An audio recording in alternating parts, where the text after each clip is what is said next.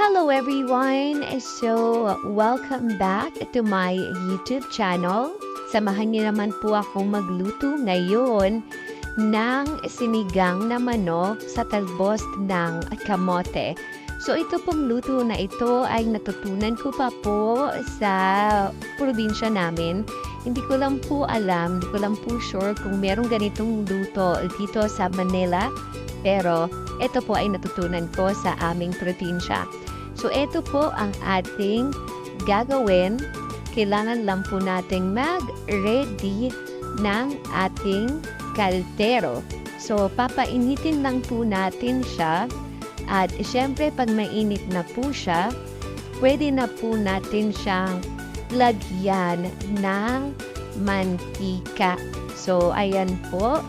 Hintayin lang po nating uminit.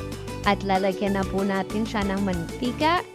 At syempre, pag mainit na po ang ating mantika, isusunod naman po natin ang ating sibuyas. So, magigisa na po tayo ng sibuyas. So, ang ginamit ko po dito ay sibuyas na pula. So, igigisa-gisa lang po natin siya at hihintayin lang po natin siyang maging translucent. So, ayun po, gisa-gisahin lang po natin. At pag nagisa na po natin ang ating sibuyas, ay pwede na po nating isunod ang ating bawang. So, ilalagay po natin ang ating bawang. Hihintayin lang po nating mag-aroma ang ating bawang at ang ating sibuyas. So, ayan po, hintayin lang po natin. Siguro po, ito po ay bawang na mga siguro 3 butil ng bawang po ang ginamit po dito. Pero mas maganda po, mas masarap po pag mas maraming bawang, syempre. So, ayan po, hihintayin lang po natin siyang mag-golden brown ng ating bawang o pag nag-aroma na siya.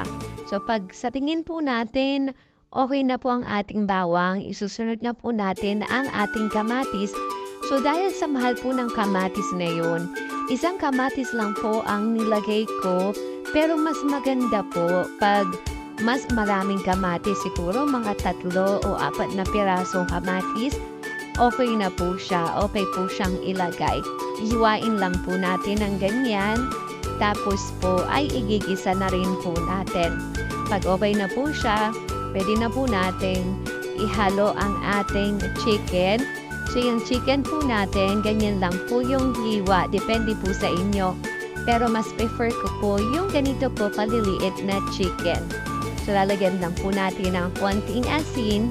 At syempre, konting paminta, pampalasa. So, pag nailagay na po natin ang ating asin at paminta, ay hahaluin lang po natin para po mag-combine yung mga lasa niya. So, igigisa-gisa na lang po natin to.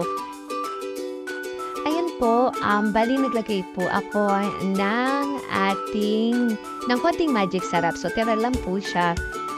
Kaya po nilagay ko na rin, sayang naman.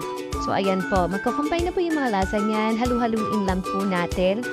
At pagkatapos po niyan, takpan lang po natin saglit hanggang lumabas po yung juice ng chicken para po mas malasa. So, pwede rin po natin siyang lagyan ng chicken cubes para ma-enhance talaga yung lasa ng ating chicken. Pero since wala naman akong chicken cubes, okay na po siya. So, tatakpan na po natin. Pag ganyan na po ang itsura niya, konting halo lang po.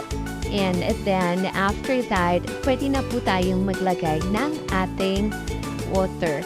So, sa water po, ang nilagay ko ay siguro mga 2 o 3 tasa.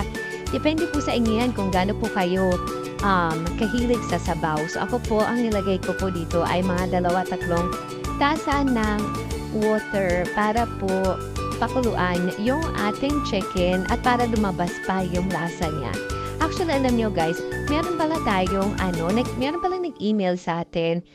Nag-send siya ng letter regarding sa experience niya sa ibang bansa. Pero sa next video ko na lang siya babasahin kasi sobrang haba niya. So, paiiksiin ko lang siya para kahit papano sumakto siya sa oras ng ating video. So, abangan niyo po guys sa susunod na luto natin. Babasahin ko po siya sa inyo. Shoutout sa iyo, yung letter natin ay galing kay JM. So, shoutout sa iyo, abangan mo. Sa next video natin, sure na ako na babasahin natin yung letter mo. And thank you so much sa iyo. So, ayan, going back sa ating pagluluto, syempre titikman po natin siya. Okay na ba yung alat? Or okay na ba yung lasa sa inyo? Okay na siya. So, kung kulang, syempre kailangan lang din natin magdagdag. So, eto, pag ganito na po siya, malambot ng ating chicken, pag okay na yung lasa, ilalagay na po natin yung ating talbos ng kamote. O, talbos. Anong patalbos ng kamote to? So, mas maganda sana kung siyang pula kasi nagko-color siya. Ewan ko, parang mas attractive pagdating, for me mas attractive ang talbos na green kesa, ang talbos na pula kesa talbos na green. Okay, nandito na. Pero, ayun na nga. So, ilalagay na natin siya. So, ayan, halu-haluin lang natin siya. Pakuluan lang natin siya ng konti kasi since gulay naman to, madali naman siyang maluto. So, konting takip lang, paukulaan lang din natin siya ng saglit. And then, after that, actually, okay na siya.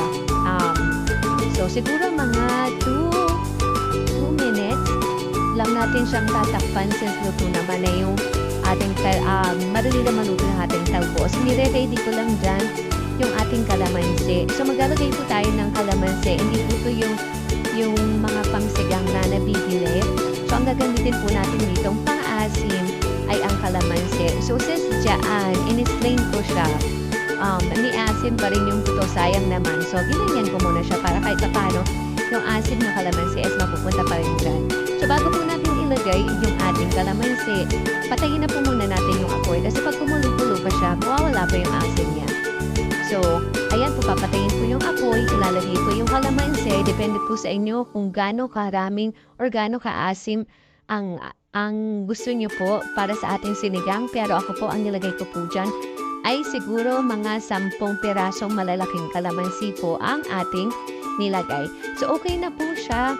Thank you so much po ulit sa pagsubaybay. Next time po ulit. Bye-bye!